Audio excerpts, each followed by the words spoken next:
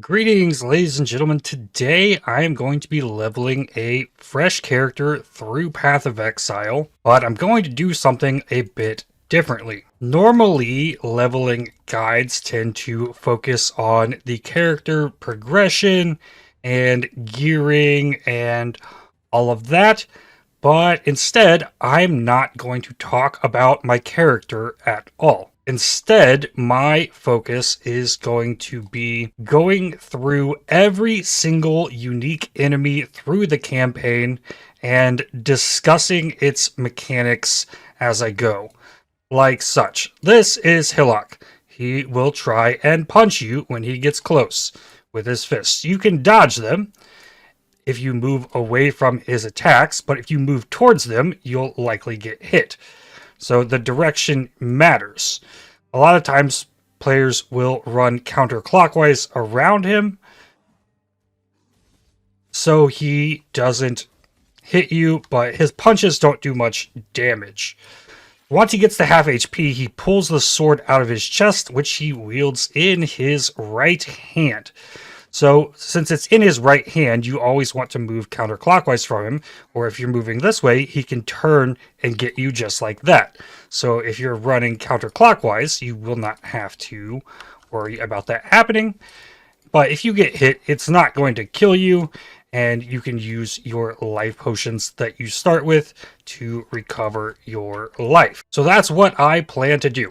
Just go through, talk about every single boss as I go. And for my build, I'm going to use Cleave so that it is very obvious when I am dealing damage. I might have a double strike for a single target. I don't know. I'm not going to do anything big and flashy. The focus of this video is just to talk about the bosses. And I have the entire might of my standard SSF stashed for gearing and making this good, so it has damage. So this isn't going to be a real build. I'm putting this together for the deliberate purpose of showcasing all of these bosses. So as you travel through the coast, you will run across this raised platform, and that is inhabited by Fire Fury, who uses fire-based spells, a firestorm and a flame dash, and even has a staff melee attack if she gets close enough. You normally do not have fire res at this point of the game, so most people tend to just run away from this boss, but she will chase you down as well with the flame dash.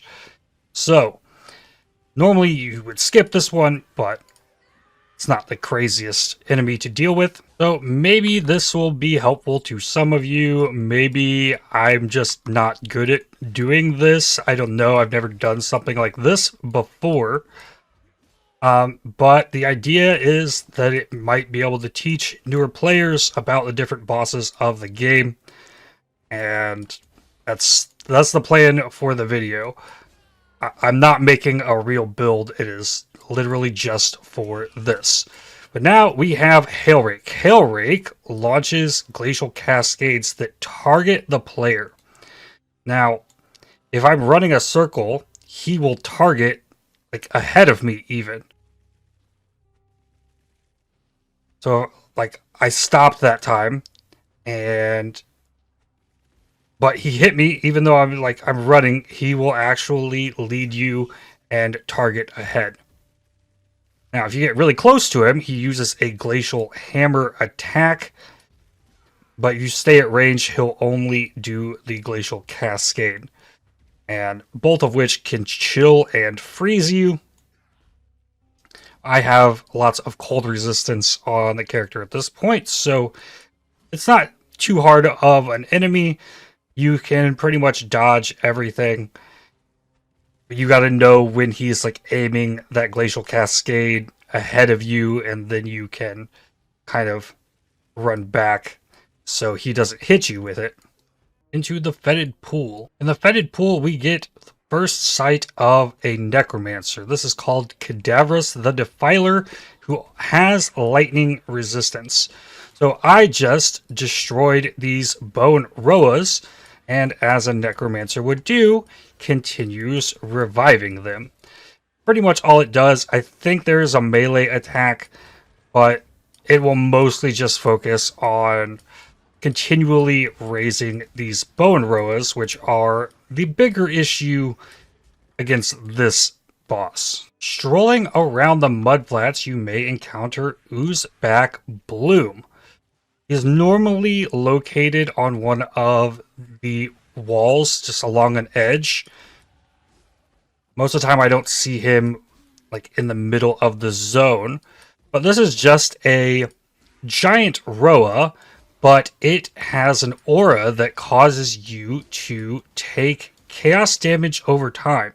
You can see that while I'm close to it, my HP is just going down because it has this aura underneath it.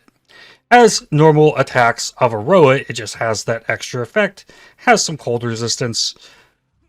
Now, somewhere in the submerged passage, she kind of shows up all over the place, but there is the Brood Princess that spawns lots of these little squid things and has cold attacks of her own. A melee attack if you get close, but she like summons these exploding squids, has a freeze pulse, and can even summon a bunch more brood childs that spawn even smaller little broodlings. So you want to try and take her out quickly if you're going to.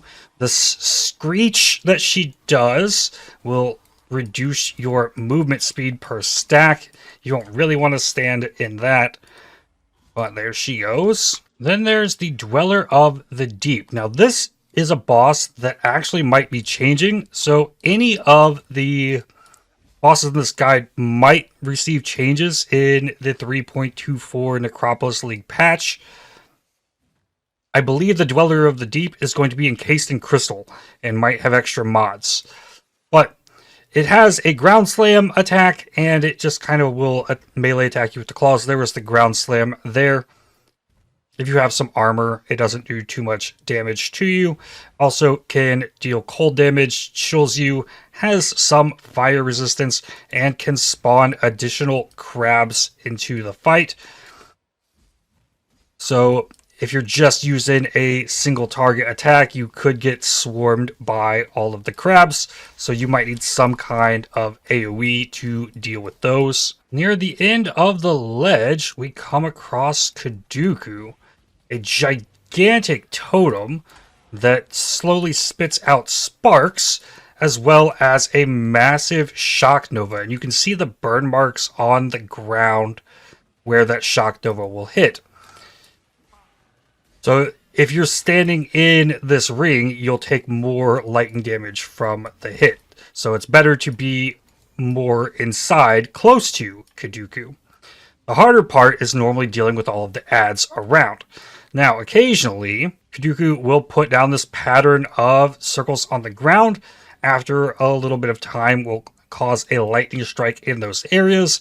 There's several different configurations that it can do. And yeah, here's whole big circles of them.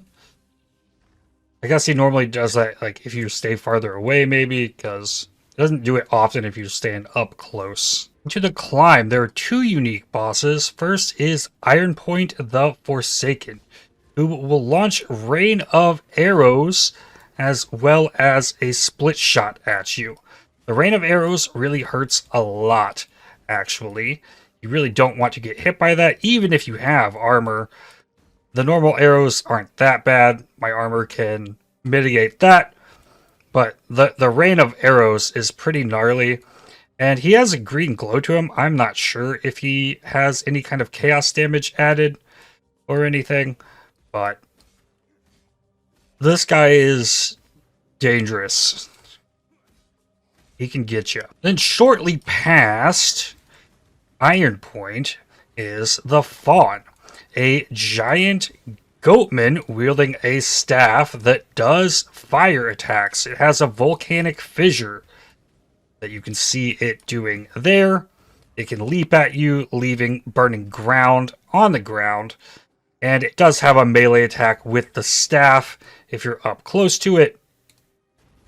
But most of the time, it'll just do the volcanic fissure, and it also has a molten shell. When that expires, it will explode. And somewhere roaming around in the lower prison, there is Shatters. Shatters has an aura that causes allies to do additional cold damage, has cold resistance instead of lightning as normal skeletons do, has a big ice crash melee attack, but also a spectral shield throw. So he can throw his shield at you, and he does a percentage of damage as cold, I believe, and my damage I just upped a lot because I got support gems. In the upper prison, you can stumble across another unique necromancer. This one is called Sawbones. This area shows us the necromancers returning. It was a little mini boss in the fetid pool. The normal ones will cast Enfeeble on me, whereas Sawbones casts Vulnerability, causing you to take increased physical damage and gives all the enemies attacking you a chance to inflict bleeding. And this will raise skeletons up in this area. Bunches of them. It can summon its own skeletons, not only just revive ones that have been killed, but mostly what it does is just spawn skeletons over and over and over. You gotta watch out for the vulnerability curse, though. Yeah, and he just stood there and did that for me. Then at the end of the upper prison, we face our first real boss of the game, Brutus. Brutus has a chain hook ability that pulled me in as I started. You can kind of sidestep and dodge it, but he also has a ground slam that has this rippling effect that will progress as it goes. And then there's another one of those. It can really hurt a lot if you don't have good physical defenses. You can dodge it, but sometimes there is no way. Having a decoy totem is a nice way to deal with this, but you can also use a movement skill to go over that. Using a decoy totem is really good for a lot of boss fights, especially when you're trying to learn them. Something I can highly recommend, though Brutus will even do a lot of damage to that totem. Now there's one more ability, this one right here, where he winds up and does 3 big slams in a row. That also is pretty deadly and another really good use of the decoy totem. Now he stays in place once he does those 3 slams, so even if not with the decoy totem, you can run away from the first one and then he won't hit you with the repeated ones. Then you gotta watch out for that ground slam ability. So no decoy totem. I wanted him to do the slam one more time. So there it is. So he'll stay in that spot there. And that is Brutus. Into the Prisoner's Gate. There are 2 unique enemies in this zone that will just spawn randomly along the zone.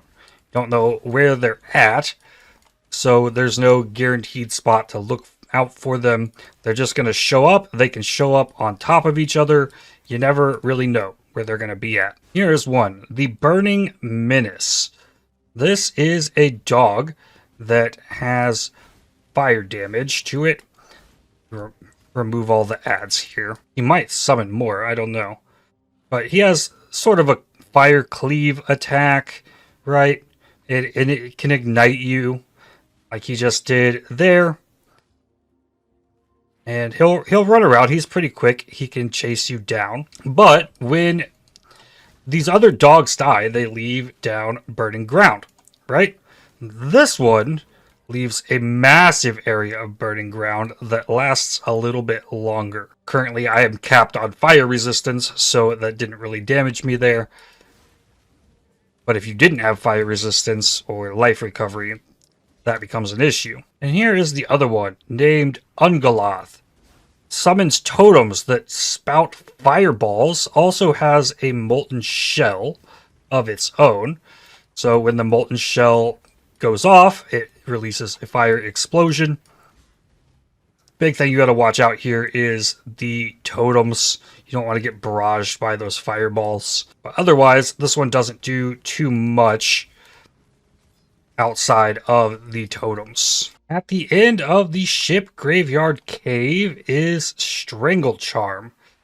Boss that spawns in this giant area of chilled ground, though not releasing a cold snap as it would resemble. There are also these tentacles that come out that launch freezing pulses, which is spell damage. She can summon more of those, and then has a Ice Nova as well. If you have cold res, the boss won't do much damage to you. Melee attacks and whatnot, though it will chill you, and that will slow you down. Though you also do not have to defeat this boss to get the All Flame that you're sent in here to grab. You can just grab that and leave out the back. Though defeating these unique bosses is decently a good shot at a few items. Since I have the All Flame, I can now fight Captain Fairgraves. But first, it's just going to send out waves of zombies or skeletons at me. Fairgraves crewmen. Not too tough to deal with, though they can swarm you if you don't do anything about them. Then once you defeat them, you can fight Fairgraves, who has summon raging spirits that he summons, as well as throwing a Spectral Throw. Spectral Throw looks... I don't know. Is it causing a bleed? It's not showing a bleed there. And what did I do to become elusive? That was weird. I don't know how I became elusive. I don't think I have any elusive stuff on any of my gear. But the SRS can be a real issue if you are in a situation where you're trying to take damage from Fairgraves. Spectral Throws hurt as well, but if you're close to him, he'll just melee attack you rather than... Or he'll try and walk away so he can Spectral Throw.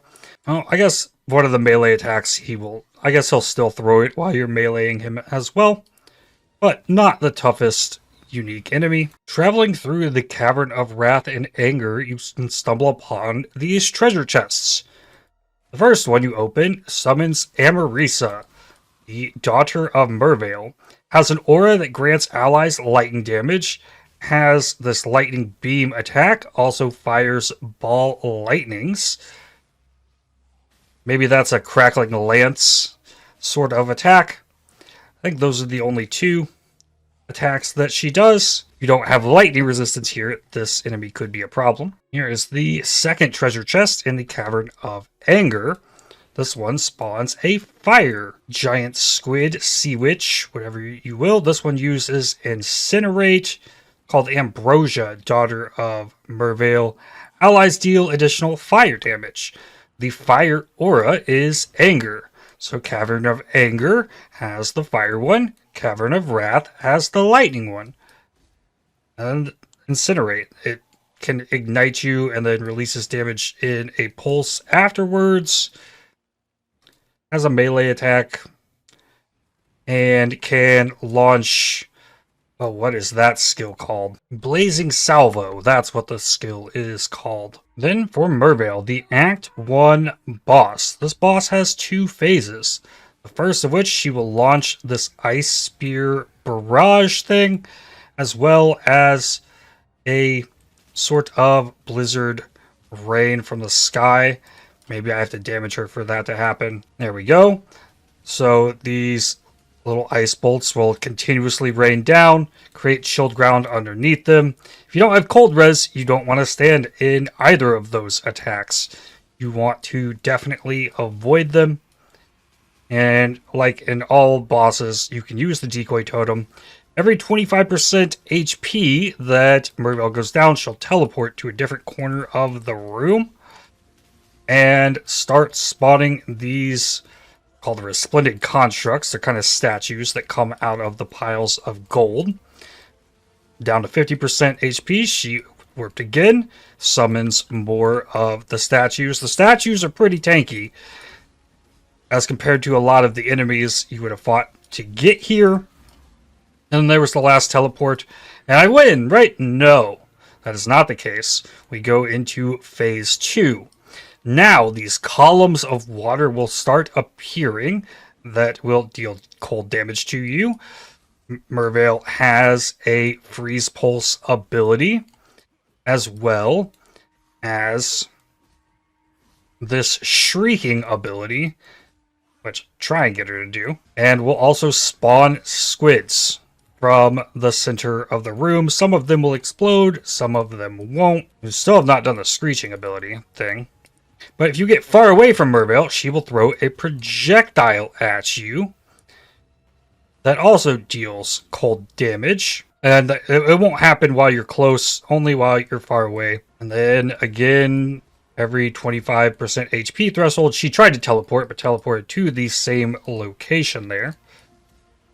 Maybe the screech only happens at the beginning of the second phase. But similar to the Brood Princess, it just slows your movement speed per stack. And that's Act 1 done. At the very end of the Southern Forest is Caliph Headstaver. Unique enemy that doesn't do much. It has a heavy strike, I believe. It kind of knocks you back a little bit.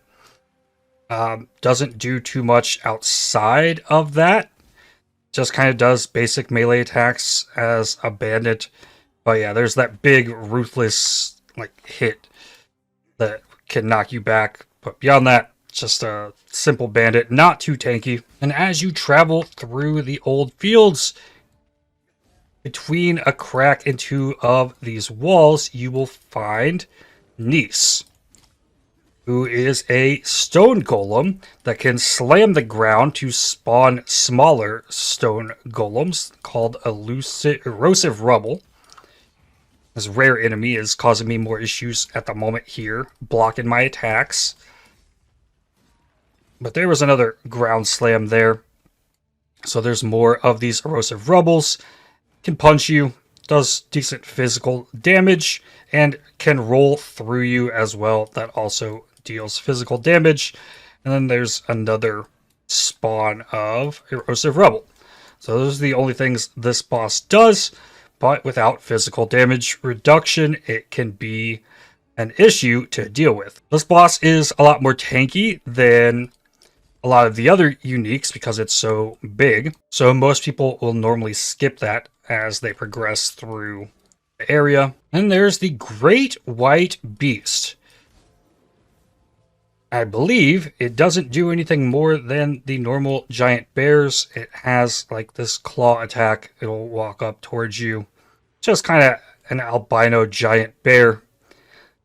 Nothing too much going on here. Does some big fizz hits with its claws, as you would expect. There's a little bite there. But beyond that, nothing crazy here. Just another enemy to kill for a side quest that can get you a rare belt. I made it to the Crossroads waypoint. Now, if I go to the right, there will be a skeleton outside of this building here named Bravalo. Does this sweep attack and has a glacial hammer. Also resists cold damage. Does a pretty big amount of damage. Can swing that mace pretty quickly. Also chilling you. At this point in the game, if you have a decently put together build, most of these enemies just kind of fall over. Now I'm going to go south into the Fellshrine Ruins. I don't think there's a unique enemy in the Act 2 version of Fellshrine Ruins. This area is massive though. But maybe I'm seeing it in the run back in Act 7. The culmination of the Golden Hand job is Archbishop Geoffrey the Abashed, who has now cursed me with a vulnerability, has big slams, and I guess can do multiple different types of curses. I avoided that one. See, this one is Temp Chains, and yep, another Temp Chains. I guess he can apply a multitude of different curses. I don't have a curse myself at the moment to know if he kind of explodes curses like the map version of this boss. There's another vulnerability. That means his hits are going to cause bleeding to me. That's not good. And then back here we grab the Golden Hand. In the Chamber of Sins level 1, you can encounter the Black Death, a giant black spider that does a Viper Strike ability, I believe. I definitely think there's some chaos damage in this. I don't know if it does anything really other than attack. I thought it applied like a debuff chaos, but it doesn't. Just kind of attacks you. Maybe that wasn't chaos damage because that didn't go through. Maybe only some of them are chaos based. But it's just a bigger, badder spider. Really? At the end of the Chamber of Sins level 2 is the first of the mandatory bosses, Fidelitis the Morning, who does a lightning strike that, when it hits the ground, will launch out lightning damage in 3 projectiles along the ground. So if you give it something to hit, like the decoy totem, you can still get hit by these projectiles on the ground if they were to actually hit you. So the decoy totem probably isn't the greatest protection for you here. I like to try and use these pillars instead because the lightning strike won't get through those. But if you have lightning resistance, this boss is not that tough, though it does have resistances to all elemental and chaos. In the Broken Bridge, the first of the 3 bandits. You can help Creighton for some buffs, but we're gonna kill him. Now, Creighton can do a phase run ability and kind of go invisible, as well as a flicker strike to kind of jump on top of you and deal damage from a distance. He can close the damage on you. Otherwise, it's just kind of basic attacks out of Creighton. Sometimes he'll go invisible and run away, and then blink right back in, and then continuously add spawn around the room as well to help protect their bandit leader, Mr. Creighton. And we yoink his amulet. Next up is Oak, a very similar fight with some different abilities. Oak curses with a Warlord's Mark, which gives him Life Leech on hit, as well as he can Leap Slam and use Enduring Cry. Enduring Cry grants him endurance charges, which will increase his physical damage reduction and elemental resistances. His sweep attack doesn't do much. The big issue with this fight is the Enduring Cry curse. The Warlord's Mark, meh, doesn't really matter, but he will be able to regenerate life for himself by using the Enduring Cry right there, and then he can also expend those endurance charges to do an Immortal Call, which works very similar to the player ability and will give him a duration of near invulnerability per endurance charge that he has when he uses it, which he didn't use it again. He used it earlier in the fight, though. The final bandit, Alira, typically want to run away from you, uses a Power Siphon wand attack, and can also detonate corpses with that big red ring, and then the corpses will light up and then eventually explode. So all of the extra enemies that are being spawned, you gotta worry about her blowing them up on you. Deals a lot of fire damage, but otherwise nothing too dangerous about Alira. At the end of the Western Forest is Captain Arteri with an army of blackguards. He's got a big sword. He'll hit you with it. Really just kind of a named bandit that's holding the key. Doesn't really do anything special. Can let him attack the decoy totem. Then into the Weaver's Nest. The Weaver is a gigantic spider that spawns additional spiders constantly throughout the fight and can do a lot of damage.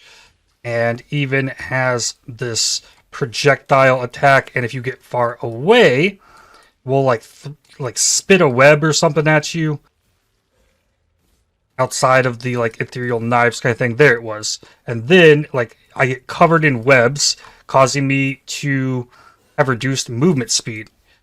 So you normally, if in an ideal situation, you probably want to stay on top of the Weaver, so you're not getting barraged by the web ball. And then there's lots of enemies spawned in this area as the Weaver goes up into the web thicket thing, and then comes back down a little bit later with the same moveset. And then again, if you get far away, will eventually get hit by a projectile that starts covering you in webs. If you have decent defenses, standing up on top of this boss is no real issue. In the northern forest, you can find Celislatha, this red snake that has this Caustic Ground ability right there. Caustic Ground leaves it on the ground. I don't know if it has any other special abilities outside of that. It's just a really fast red snake in this zone. I'm exploring to see if there's any unique enemies in the Dread Thicket. This is the first access you have to a hideout if you're new playing the game and you want a hideout for yourself. You would go in the Dread Thicket for that. I don't know if there's any other reason to come in here, though. One of the clear indicators, I think, that you are trading with some kind of bot in Trade League if they have a very empty, lush hideout. Because I think you have to level to 25 before you can trade with players. And you get that hideout there. No unique enemy in there. In the caverns is Kuru, a drop bear that enrages. So once it gets to low life, it will enrage. And now it's just going to attack faster. It doesn't go up into the sky and then come down, though it does have an earthquake attack. The map version of a lot of these enemies I'm showcasing have extra mechanics in maps. That brings us to the end of Act 2, the Act 2 boss, the Vol Oversoul, who always begins the fight by launching these blue balls out that spawn ads. The Shadow Minions, some of which do chaos damage. It has a chilling attack that fires all of those chilling areas. It has a big wind-up slam. Then there's the triple lightning beam attack. And then there is one more that he will do. And he will just cycle through these attacks as the fight goes on. And if you don't take care of these ads, you can get overwhelmed. Another big slam. That hurts a lot. Oh. Okay, it missed me. See if I can get him to hit me with it. And see if I can survive. Oh, lightning beams. Slam? Nope. Dodged it again. Okay, and then there's the Rain of Rocks that will target you where you're at after a certain time. So you want to keep moving during that attack, or else you're just going to get barraged by rocks from the ceiling. Got more cold, chilled ground. Big slam. Bop. Yeah, it hurts. You don't want to get hit by that. And then here come the rocks again. Just move around slowly. And we're almost there. Do a big slam. I can dash, dodge that. Lightning beams, and finished the Vault Oversoul into Act 3. And there is the guard captain in the city of Sarn, who has a cleave attack, just like me. Oh, he hit me. Use your cleave. I know you've got it. Oh, you get a double strike.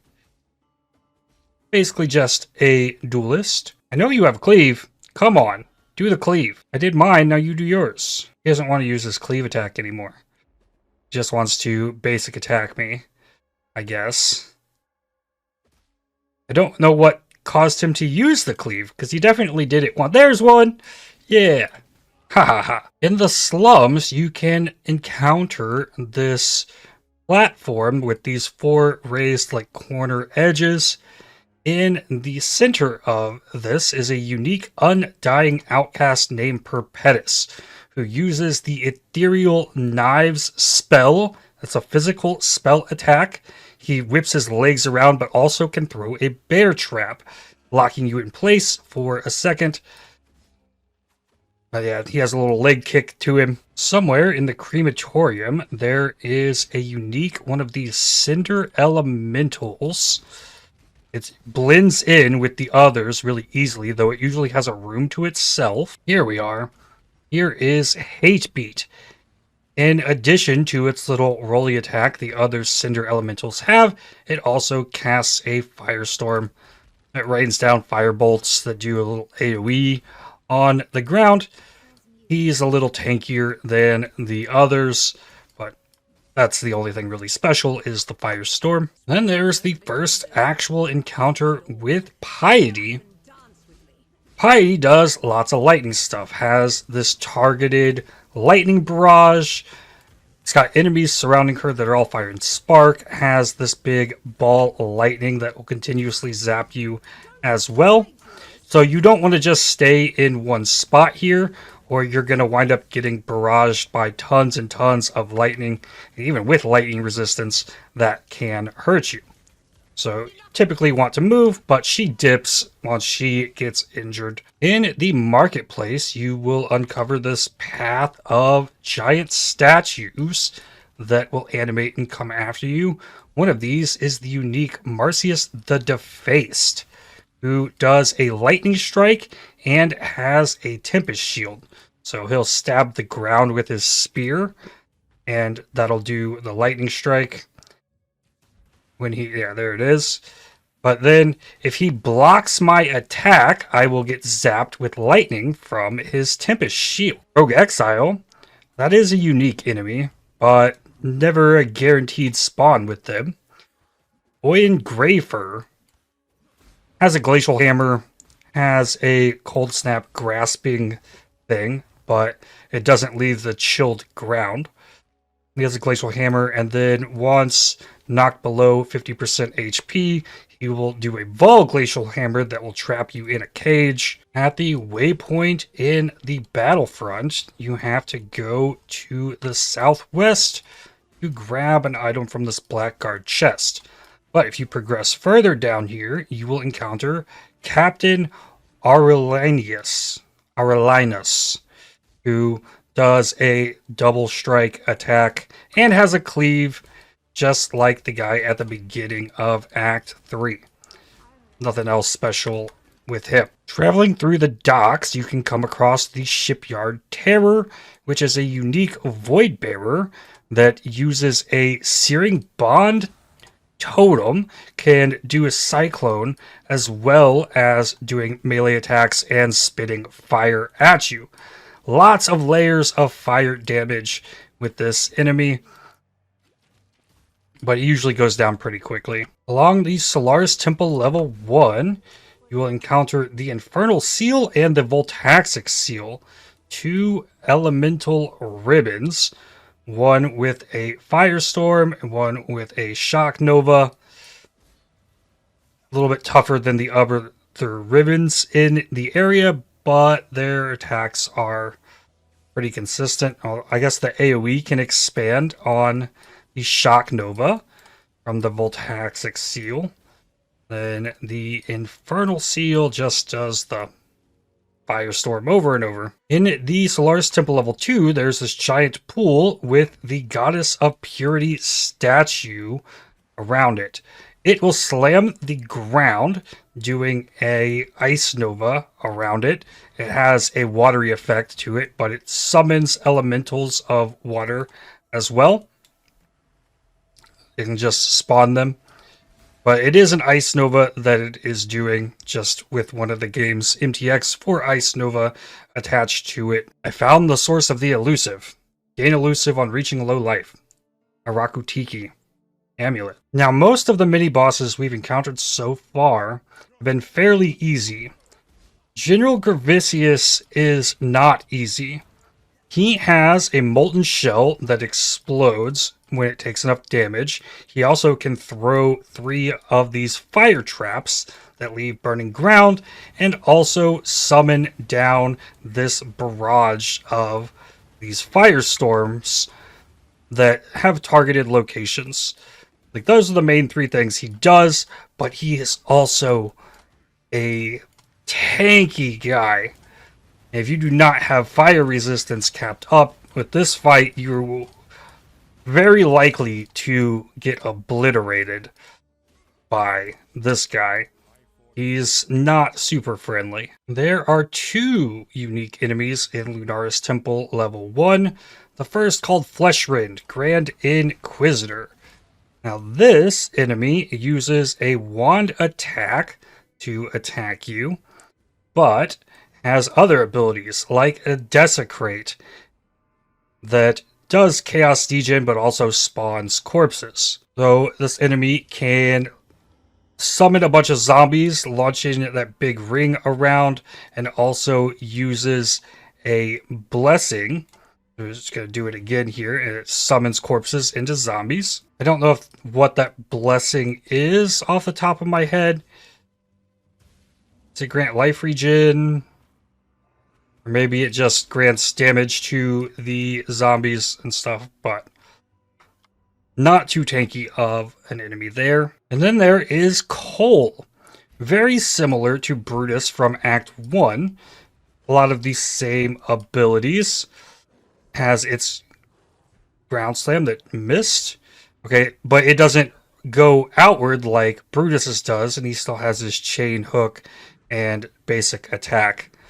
So he can hit very, very hard. Like, a lot of his attacks will really hurt if they get through the evasion rating that your character has. Yeah, that ground slam, big nasty attack. Definitely would like to avoid that. A lot of people skip Cole because he is so deadly. And again, I'll remind you, I'm building this character extremely tanky for the purpose of showcasing the abilities of these bosses. In the Lunaris Temple level 2, there is a unique enemy called Spinecrack, who does a lightning strike ability with like a whip, and I believe it also has the ability to curse with vulnerability, but maybe maybe not. Now for Piety. Piety has 3 different phases that she can teleport into using these little portals on the ground. She has her normal lightning phase, but she can get sucked up into these portals if she wants to go. The lightning is the same as before, and she can teleport around the room now.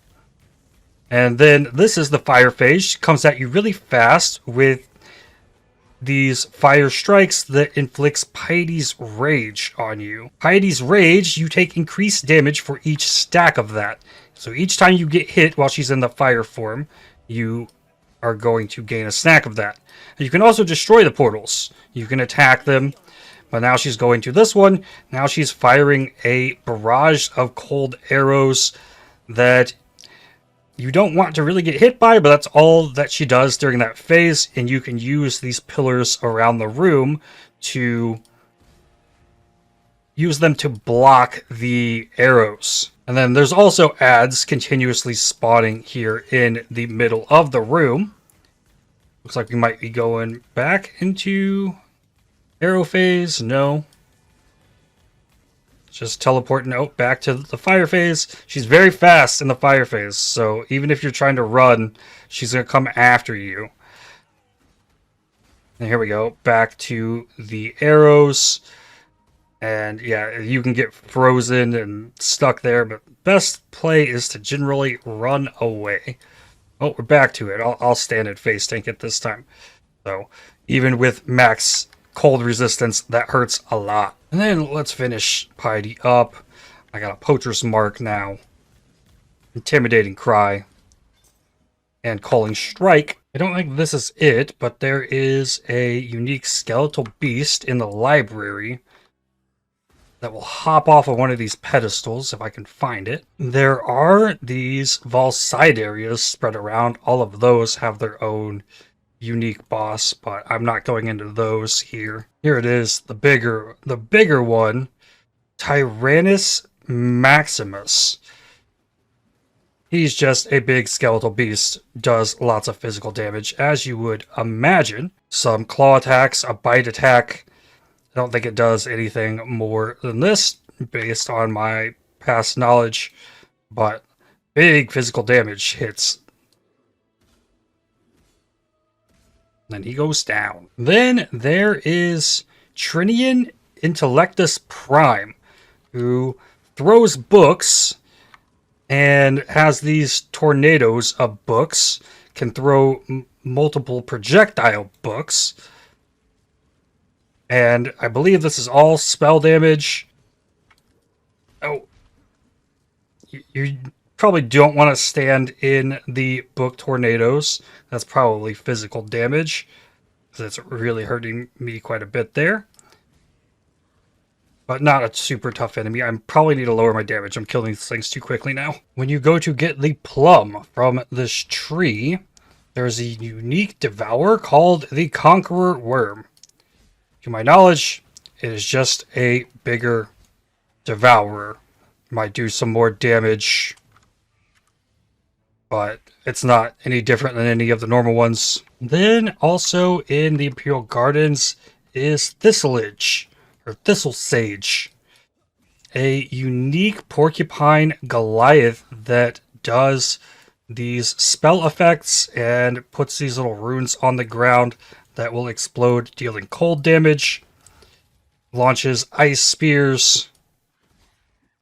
It has several different types of attacks. I guess it only does ice here, but then it launches ice spears in Nova on death. In the Scepter of God, there are 3 different levels. The level you enter on, and you can go up to a 2nd level, and then there will be a 3rd before you get to the upper Scepter of God.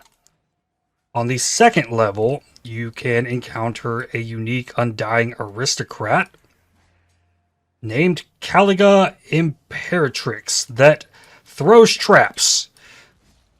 So these little bubbles on the ground, these are lightning traps that I can trigger, and they launch the little lightning balls in all directions. And not a super tanky boss either. On the 3rd level, you get to the Scepter of God waypoint. So I'm going to leave here and come back. And this brings us to the Labyrinth. The Labyrinth has lots of different combinations. The first of which being the weapon type that Izaro has.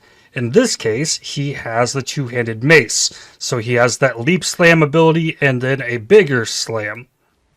And then in this room, there are the conduits, which will buff Izaro with an attack. And then all forms, like there's the 2-handed mace, there's a 1-handed sword with a shield, and then there's a dual-wield swords. So now all 3 of these are up. You can see that his hands are glowing. So he's being buffed by fire, lightning, and frost. So you can take those buffs away from him, but they will periodically come back. This is probably the easiest of the fights to do, the 2-handed mace, because the attacks aren't quite as deadly. But the barrage of spells that he does, I'll point out here when he does it next. I guess it's the goddess on top of him will launch these little green projectiles right there. Those do fire damage. And then he also will spawn ads in the room. He's got a Sunder attack. The 2-handed mace is generally the most sought after because his attacks are so more well-defined. You like wind up, slam. Oh, he got the Conduit of Flames up. I did not disable them all before the first fight ended. So he now permanently gets to keep this extra fire damage, ignite chance, and fire damage reduction from having the Conduit of Flames. So you want to try and disable these normally, but if you let Izaro have all of them, you get an extra treasure key at the end. And there's several of these different mechanics. There's a website called poelab.com that specializes in the lab layouts and has resources for all the different stuff that can happen. This time, I got the Golem Commanders. We got Lieutenant of the Bow. Has some bow attack things. That one's not super scary. Then there's this one that is scary. The melee guy has this ability right here. You can kind of see spikes pointing in 6 directions. Why didn't it go off? That was supposed to go off and launch spikes in 6 directions. There's another melee fire guy. He's not much to worry about either. Here it is again. You have all these spikes. Why is he not launching it? Is it like on a damage threshold? Did I have to pop the damage? Maybe? I don't know. I'm learning. I thought this just happened. Yeah, here they go. And then they launch. Those can be really damaging and catch you off guard. So that's definitely something to watch out with these 3, but the other 2 aren't much to worry about. If you let them live and kill Azaro, they will show up just like this Conduit of Flames in the final fight.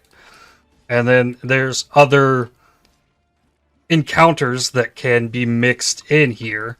So every day the lab resets and will have a different set of things in it. Then the final phase of the fight, the first lab, the normal lab that I'm doing right now, doesn't have any extra traps. You just have the culmination with what was left over from the first 2 fights with Azaro. So nothing different happening here. So I'm actually going to try and do damage to him. Got a Poacher's Mark now. Got an Intimidating Cry. So I get 2 attacks that deal double damage. And Calling Strike. And he only dropped me 1 key because I didn't let all 3 of the lieutenants through or give him all 3 of the conduits. So you can increase the rewards by making the fight harder. Add quality to my cleave. It gives it extra radius per nearby enemy. Okay. And back to the Upper Scepter of God. I thought the other boss here was in the Upper Scepter of God. I guess I was wrong. Means I missed one. I'll have to go back for it after Dominus. Now, the Dominus fight. There is a lot going on here. We've got Imperator Stantinus Bitterblade, Compulsor Octavia Sparkfist, and Draconarius Wilhelm Flamebrand. So, the one I know I can describe really well, Octavia is going to summon Spark Totems. The Fire guy leaps, and when he lands, leaves burning ground and can launch multi-projectile fireballs. The cold guy mostly just cyclones around and doesn't do much else. But Octavia Sparkfist is summoning these totems all over the place, and she's by far the scariest of them all. And she likes to lightning warp around. But these totems can get out of hand with sparks, and lightning damage is something you need to be cautious of here. If you're not capped on lightning res, this fight will cause you issues. But removed 1, 2, and 3. And then a 4th enemy, Alal the Terrifying, pops out. Can inflict poison and does this whip ability as well. It launches some chaos projectiles, has a caustic ground ability as well. Once this gets to half HP, it will spawn Kali the Crazed, who has a allies move and attack faster aura that can buff the others while there's continuously enemies spawning here. But she gains frenzy charges, as you can see, and so she just continuously gets faster. And once she gets to half HP, the last one will come out, which has a smoke mine ability. I don't know where he went. Where'd he go? He's up here. And he's got a slowing aura, so you're going to move slower around this guy. The Reaver, he uses a Reave. So the more he hits you with it, the more the AoE ramps up on it. So it just gets bigger and bigger. That's physical based attack, I believe. Then for the real boss fight, there's Dominus, who can do the Touch of God. Big slam attack. he can blink and put shocked ground down. He can send miscreations against you, causing them to chase you and explode. That is what that debuff is. And then he has his own barrage of these lightning spirits that deals lightning spell damage. Can also summon totems that connect together with these chilling beams that will chill you while doing it. So this Mark of Dominus, that's this thing above my head, and that's what causes the miscreations to chase after me and explode. That's something Dominus puts on me. Now, since I now have fortification, my resistances are all at 76%. Like, I'm not going to take enough damage from this fight for this to kill me, even if I get hit by that, which I evaded. So, you can build yourself tanky enough to just handle all of this. That also, like, didn't phase me. But once you defeat him, the fight is still not over.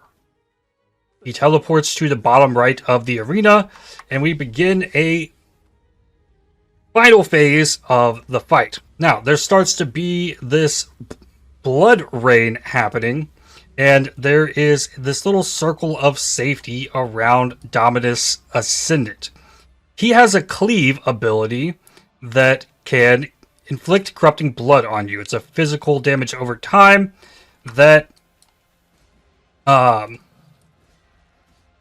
you'll take more damage if you're moving. So now here's this area I was talking about. If you go out here, it's just raining blood, corrupting blood rain.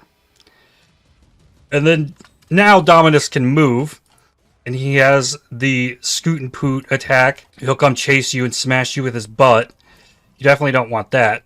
So you generally want to try and stay on top of Dominus while fighting him. And then these portals will just continuously spawn enemies, but the protective zone from the blood rain will move with Dominus wherever he goes. I think that pretty much sums up this fight. So I'll now lay into him and actually deal the damage. There we go. Into Act 4. I need to go find this last boss in the Scepter of God. So maybe it's here on the level with the waypoint. No? It's usually in a corner room with some outside rain effects. There is a unique enemy. Maybe I was right. Try Upper Scepter of God level 2 again. It's not here. It's a room kind of like this that has an outside area. There's a unique chimeral. Here he is. Paradise Vineum. Now, this thing, I think, has Soul Eater. Like, yeah, it sucks up the corpses and can gain speed from that as it goes. And it can launch projectiles just like the normal plumed chimerals, but it gets HP recovery from sucking up corpses nearby it. So, you generally want to just kill it pretty quickly. Now, actually on to Act 4. In the Aqueduct, there is one of these boat connectors where the 100-foot shadow is. A unique vulture that has an ability where it can fly up into the sky and then body slam you. And then has its own like wind up cleave attack. Like that. Doesn't do much else. It does some physical damage. Is he trying to claw at me? I don't know. Just drop from the sky. And do some cleaves. There are two unique enemies in the Dried Lake. The first is Nightwing, who can summon a blink arrow and making a copy of itself that will continue to fire projectiles at you. But which one is which? You don't know. They both keep the same HP, but one will eventually expire. Was that the one? Yes, it was. It dropped the items. Just uses physical bow attacks. Nothing super crazy. And then there is Vol, Emperor of Purity. This is the enemy you have to kill to progress through here.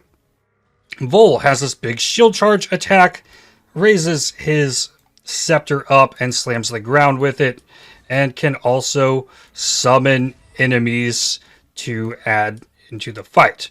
I just got back slapped with the shield. He kicked me. That hit does a lot of physical damage, as does the shield charge. Bop. I made it through the energy shield. I got lots of armor, fortify, so again, can't really deal damage to me. It doesn't look like he does any kind of consecrated ground effects like the boss variant of Vol. I don't know, does he spawn extra enemies here? Oh, here he goes. Yeah, he spawned a bunch of enemies to add into the fight. And that's everything that he really does. First unique enemy in the mines is named Pick-a-Rivet, who summons these circles that after a second, these little fissures will pop up from underground. It has a Sunder attack right there. And I think that's it with him.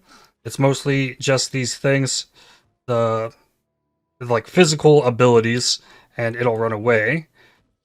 And you really just don't want to stand in the orange circles. I'll do it. Yeah, I took a little bit of damage there, actually. Could be spell damage. I'm not 100% sure. I would imagine that's probably a spell. There are 2 unique enemies in the mines level 2. Well, this one just got tormented. The Hammer Storm throws hammers in a spectral throw fashion like this that leaves burning ground while you're standing on it.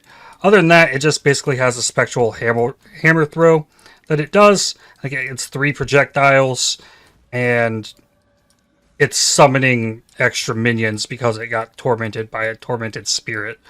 So that's a thing that can just randomly happen. But you really just have to worry about the burning ground if you don't have fire res, or trying not to take too many hits if you don't have armor, or evasion to dodge them. Then on this like scaffolding area, you can find Void Scream.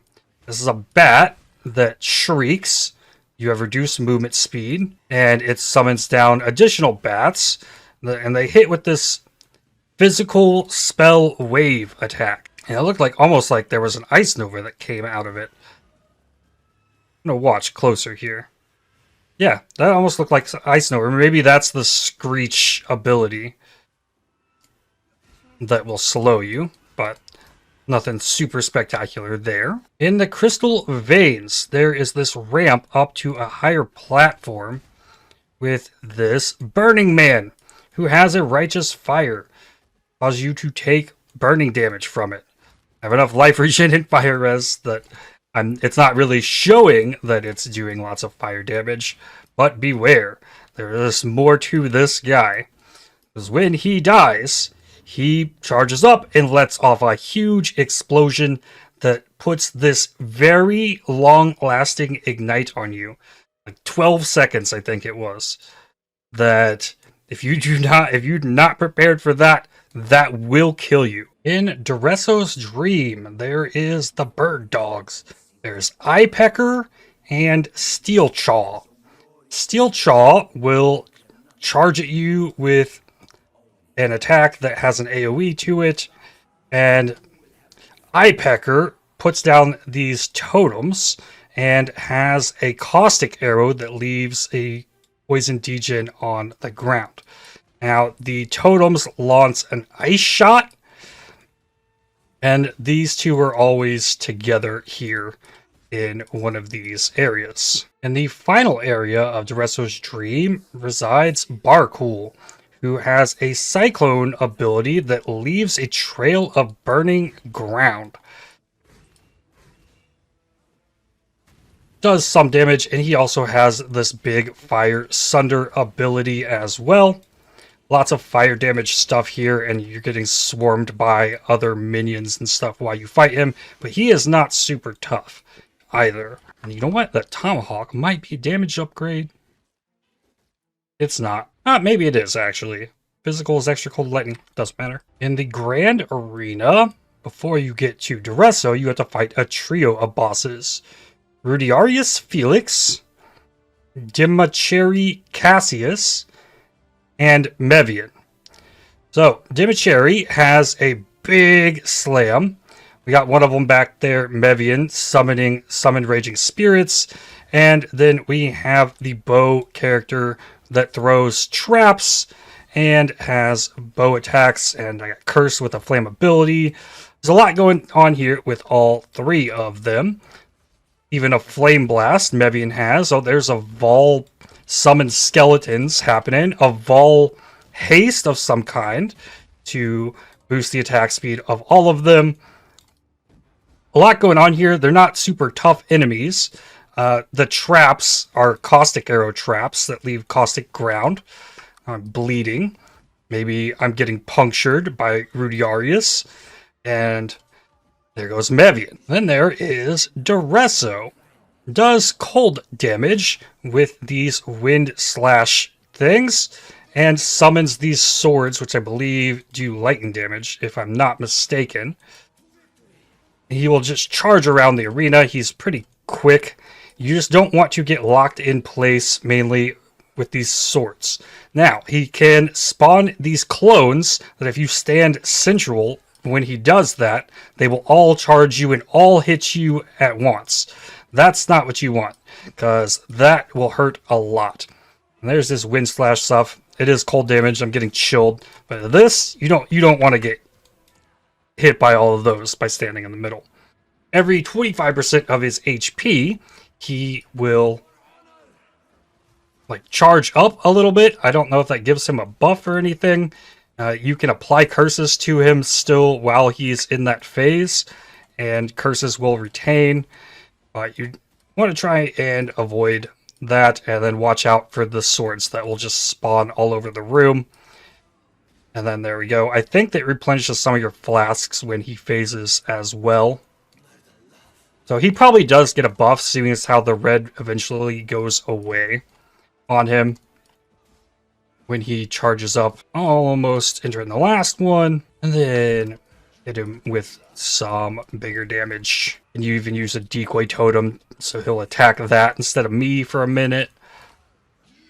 Culling Strike any second. There we go. Near the end of Comb's Dream, you come across the Torch Oak Grove, which also has a bunch of saplings. These things will launch fireballs at you like crazy. And there's a bunch of these saplings. Something that a lot of people tend to avoid because they don't really know what's going on here. If you have capped fire res, it's not much of an issue, or even spell suppression, which most people don't by this point, so that can be scary if you're hurting on resistances for sure. Then the King Comb fight. The hardest part about this fight is dealing with the environmental fireball projectiles around the room. There's a red pulse that just happened there to let me know that that's where it was coming from next. Comb uses this Fire Sunder ability and also can leap at you, leaving a big fiery dent in the ground. And then throughout the fight, the fireballs will start coming from different areas. So at a certain HP threshold, he will start spawning ads in the room. So probably at 25%. Yeah, and now there are here these ambushers that show up, launching some cold projectiles, it looks like. And the fight keeps going on. At 50%, I guess that's when two of these start coming at a time from the sides. And then, I guess, at another HP threshold, SRS, Summoned Raging Spirits, start getting spawned in from the edges of the room as well. And there's even more of them. And Comb down. In the Belly of the Beast, level 1, there's this area that starts sprouting a bunch of skeletons out of it. And then back here is the Bone Queen. It is a unique Stygian that can still blow up corpses and stuff, and uses a barrage of these little ice spears that cascade in an arc. Continues to summon enemies. They blow up. You don't want to get caught in that.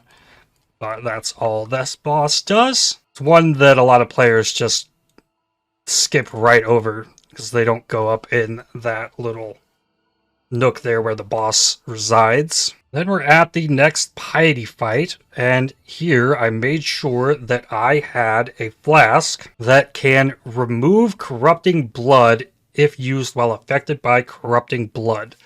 It's very important for this fight, really this whole zone. There's lots of enemies that can cause bleeding. But there are these little pods around the room that eye hatcheries will come out of and start spawning runes on the ground. Now, if you stand really close to Piety when she starts fighting, she does a little cleave thing, and yes, that inflicts with corrupting blood. That's not good. You don't want to get hit by that. But if you stay far away, she's going to launch projectiles, or maybe at a certain HP threshold, I guess.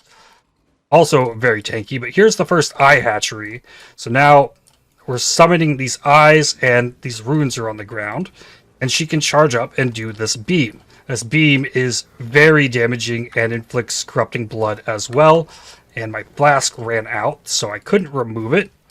But the longer this fight goes on, the more of these eye hatcheries are going to crop up here. Now, Piety is supposed to be launching balls at me, but guess not. And I can keep trying to damage these eye hatcheries or focus all of my attention on Piety, but definitely don't want to get hit by the beam.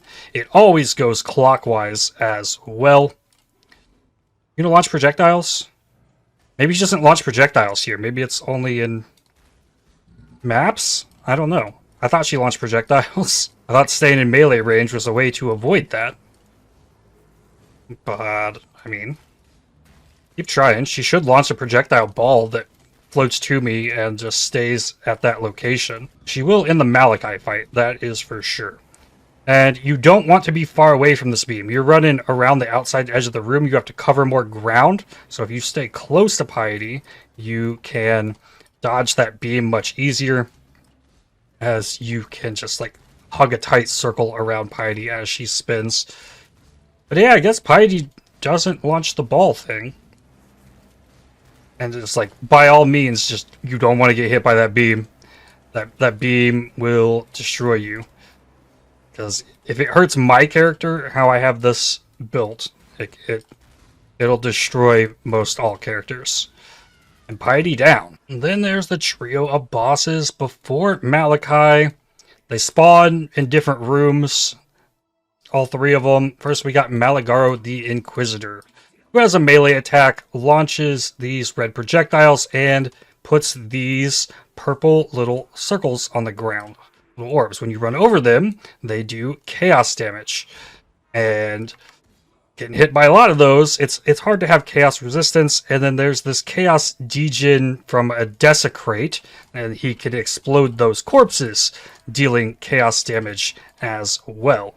So you got to watch out for that. And eventually, the little chaos orb traps on the ground will go away. But getting hit by a bunch of those... Wait, can I damage them? Oh, I can damage them. I didn't know I could do that. I'm learning things in this. Imagine that. Big AoE. Corpse explosions. Damage feels bad. Use a decoy totem, though. That helps. And then I can try and just focus on dealing damage here. He's tanky. Or maybe I just got no damage for here. It's been a while since I upgraded. Just careful movement based on what he's got going on. Makes that pretty simple. I think I'll switch to an Edge of Madness sword. Go two-handed. Dodre's Arena. And here, there are 3 rock structures that around them have a curse aura. There's a vulnerability one, an enfeeble one, and a temporal chains one. And occasionally, they will change positions around the room. So if you're staying in the middle, you're going to get cursed by all 3 of them, and that's bad. Dodre has, like, this launching projectile and a tongue lash attack that all does physical damage. So if you're caught standing in the vulnerability zone and you get hit, you're going to take a lot more damage. But if you're in the temp chains zone, you're going to move slower. And then if you're in the enfeeble zone, you're going to do less damage. So there's no great spot to be, though being in the red zone allows you to do max damage and keep your speed, so if you're good enough at dodging the attacks, it's not that bad.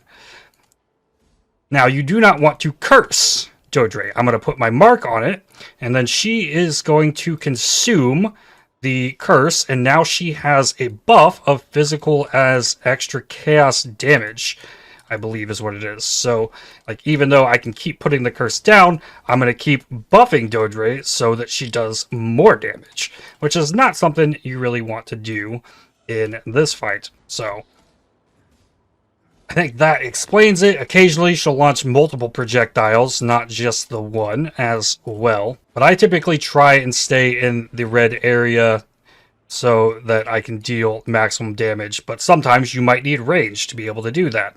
So there's no like guaranteed way to go about this fight unless you can like throw down totems and run around and wait while they take care of Dodre. Ow, I'm hurt. Right on. Lastly, we have Chavron of Umbra.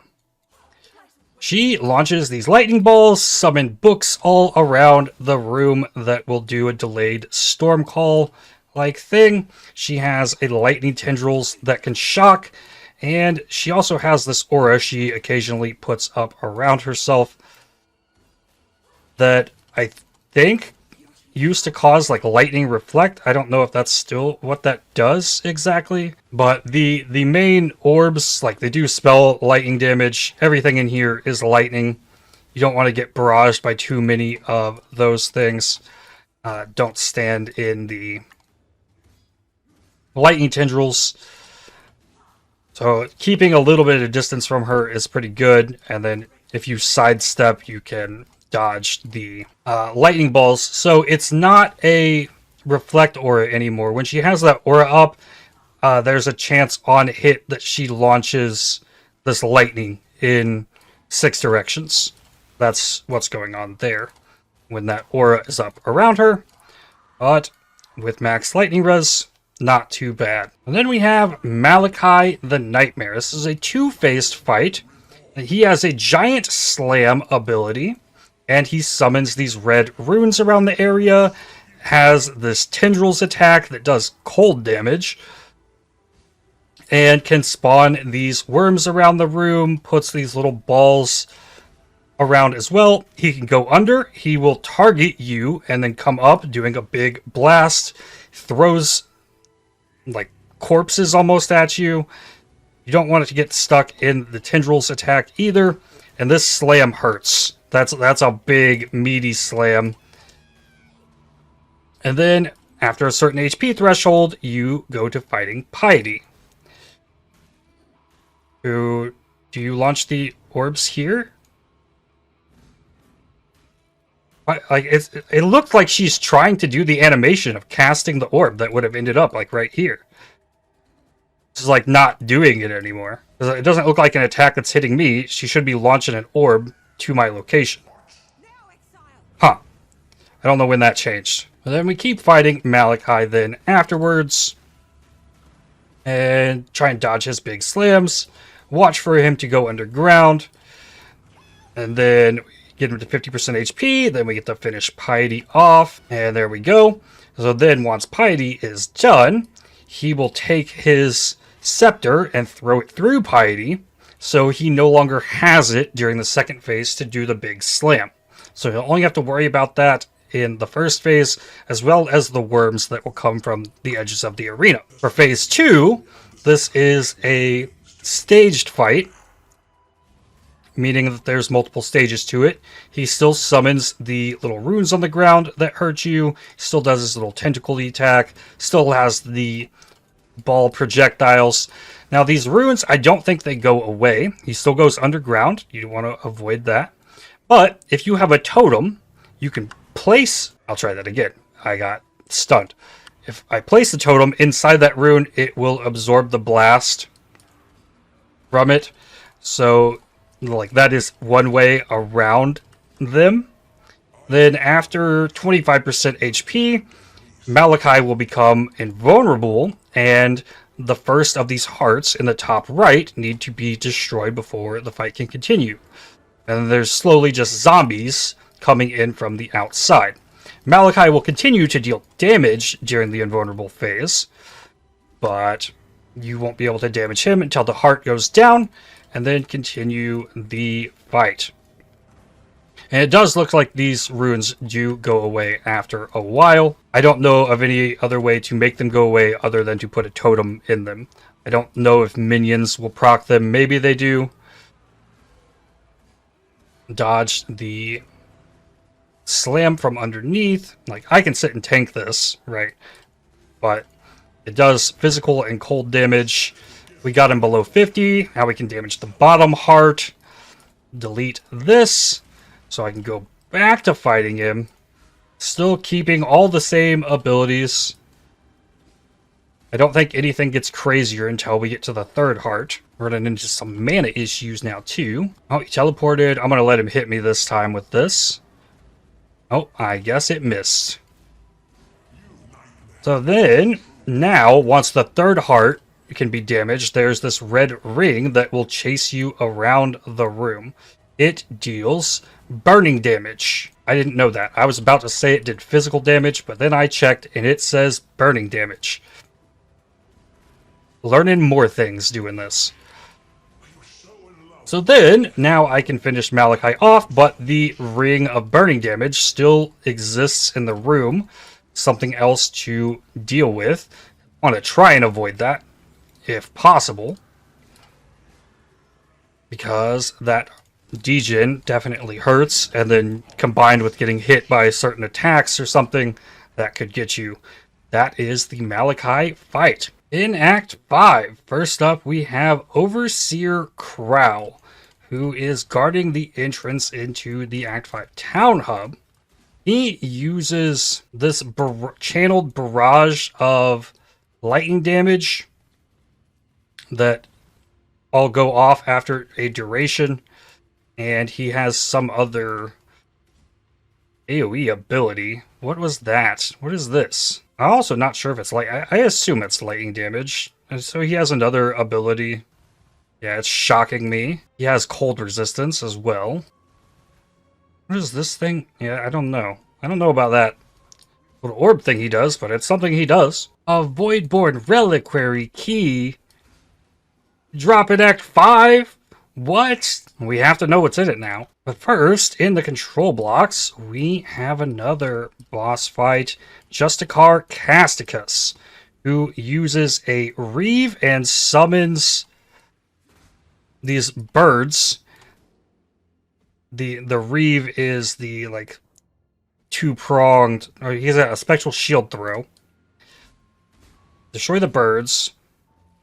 Special shield throw, that's the Reeve attack. And then he will spawn birds. And he takes less damage while spawning the birds, because that should have been enough hits to kill him. But there he goes. I wonder if my level matters for this. I can definitely go in it. What have we here? Praise the sun.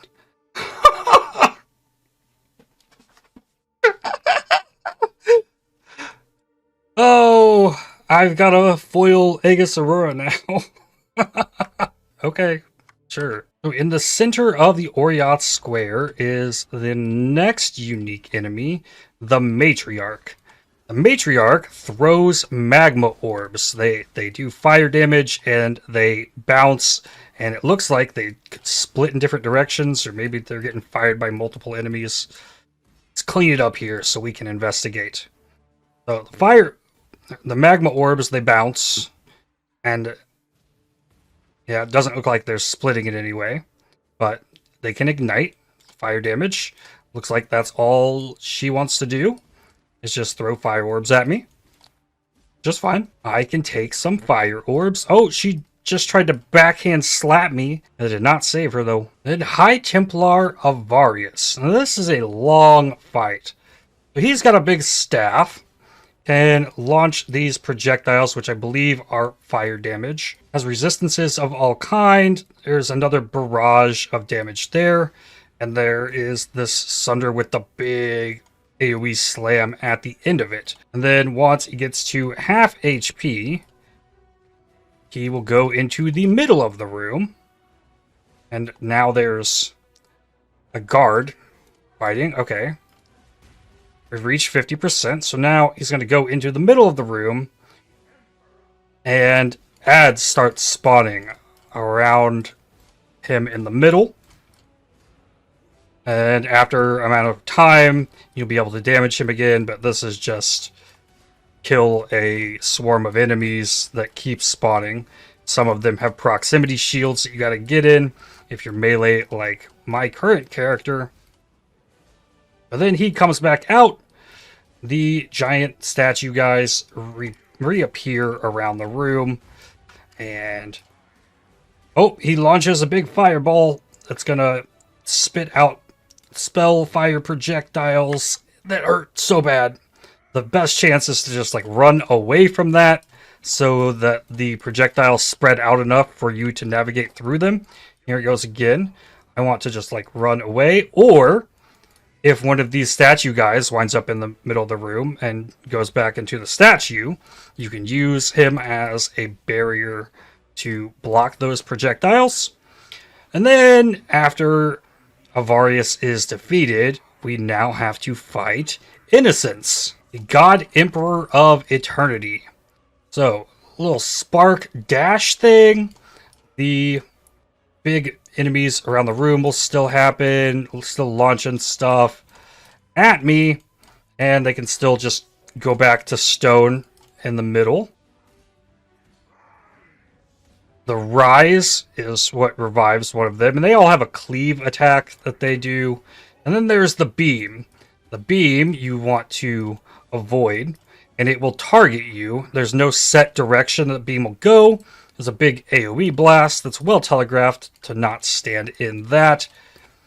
And then this time, at a third of his HP, he will go to the middle of the room, and we repeat what happened before. Just fighting a bunch of enemies, you can get flasks back and stuff here. And then now there are these prayer guards that can show up, another unique enemy here. Just really another enemy in the masses of them. Just takes a couple more hits to kill that one. And we start with the beam. So if I run too far behind, the beam direction will change. So it does target you wherever you're at. And now we've got balls coming this way. He's not a stone statue, so you can't use him if he's not stone, if he's pursuing you. And my totem also did not protect me from those fireballs. So the only real way to deal with it is to run and dodge. Projectiles from the sky. Stay still. Oh. Okay. It's a dash with a slam at the end of it. I kind of got ganked by. And then one more round of the ad phase. Still the same as before. I think there might be more prayer guards this time. I don't know. They still exist. There's definitely two out at once here for me. And they go away once the last phase starts. Alright, we've got another beam. Try and throw down all my damage this time. All my stuff. The decoy totem is working wonders here as well, I would say. Just like baiting out basic attacks. And we'll try and sidestep that. Yikes. Dodge the slams. Finish him off. There we go. On the way back through the torched courts, there is this meeting room type thing where we've got Kato, Scholar of Light, who uses an incinerate, but also has these beams that he can put down that will chase you, dealing fire damage. All of this is fire damage. So, you want to try and not be in this degen from the Divine Flares, they're supposedly called. Once he's beaten, he turns into Kato, Defiler of Light, who has the same abilities, but I now believe they do physical damage. This is physical damage over time from a heretical flare. The same with his little incinerate attack. Oh, it looked like he had a projectile thing he threw at me there. Oh, that one went in multiple directions. So he throws projectiles. In the very middle of the ruined square is the Risen Matriarch. Same enemy we fought the first time through here. Now launching more fiery magma or fireballs. Still all that's going on here. Still with the backhand if you get up interface. Yep. And then down over to the right is Utula. Steel, or stone and steel. So he has an ability to summon weapons that he throws at you. He can do a big ground slam ability. And he spews fireballs from his chest. Launch the swords in multiple directions. I want him to do his big slam thing again. Ow, those fireballs hurt. There's the big slam. It's like a glacial cascade almost, but it's fire-based. Then at last, Kitava. Kitava has a lot going on with him. So he can do a big punch, or the same like arm motion will sweep like 60-70% of the arena. Also, the punch down can result in a ground slam that cascades outward from it, or it can just be a big punch. So it's hard to read just exactly what he's doing. So there's that ground slam, and then even with the backhand sweep across the room, and doing more sweep across the room. But if you're on the opposite side of the room, you try and dodge the big punches. You don't really got to worry about those. There might even be a safe spot with the backhand arm sweep. Yeah, it looks like there's a safe spot right in front of him with these arm sweeps. Let's find out. No, that was not a safe spot. Okay, so after enough of his HP goes down, the thing that we gathered launches him down, and he comes up with more abilities. So he's going to grasp his hand, and then centered on your location, there's going to be this inward cascade of increased size spell hits, and you want to move perpendicular to where those are coming in. So then he can also stick his hand in the ground. He can reach down, grab projectiles, and throw them. But when he reaches in the when he reaches in the ground like this, anything in that big circle is going to deal chaos damage, and whatever these things are, like, push out from it, like little slugs that also leave chaos degen along the ground. Another thing you can do to dodge the sweep attack is come behind the staff thing. There's actually a lot of room back there, a lot of safety from things. The biggest thing to probably watch out for, though, is without a doubt that big punch slam. That gets a lot of people. It's fairly easy to dodge the sweep attacks, but like keeping an eye on the degen and watch for the hand up clinch. Don't get hit by that big blast, because that hurts a lot. It's not good to get hit by that. Just like that slam. That I definitely know how to dodge. Don't get hit by it. Just keep wailing away. I'm gonna get hit by this one. Boom. Yeah, it's a pretty big hit. And if you're taking hits from other sources, that'll really get you. Dodge that. Try and stay out of all the degen. Here, I'll take it again. Yeah, that's with Fortify up. Maybe only 6 stacks of Fortify, because Kitava's tanky. Can't get my Fortify up as solidly there. Not using any physical reduction flasks. Like, I have a granite flask I could be using. But then, the next time, Kitava's heart comes out here. and enemies start spawning around it, including a champion of the feast. Lots more physical damage happening here. And he has some special abilities, like that one that just like pushed along the ground and exploded right there. But your goal is to damage the heart. And once you've damaged enough of the heart, Kitava will take it back and say, no more beating on my heart. There we go. So, sucks it back in. And then now this is a repeat of the last phase. No new abilities added here. Still hand in the ground. Watch for that. You got the big slams with the cascading ground. And the DJ all over the place. And yeah, just try and dodge the stuff. That was the slam that didn't cascade. Like, maybe there's a difference in, like, a forward fist and then a sideways fist. The sideways fist just pounds the ground. The punch slam is the one that goes backwards. And then the grabby hand, dodge the spells, dodge the sweep. And it just keep repeating. More hand and ground. Ow. Yeah, there's just a normal slam. Punchy slam. And then the grab. Spell attack. Slam. Sweep. I think I've got him cursed. Okay, then we go back to the heart phase. And repeat this one.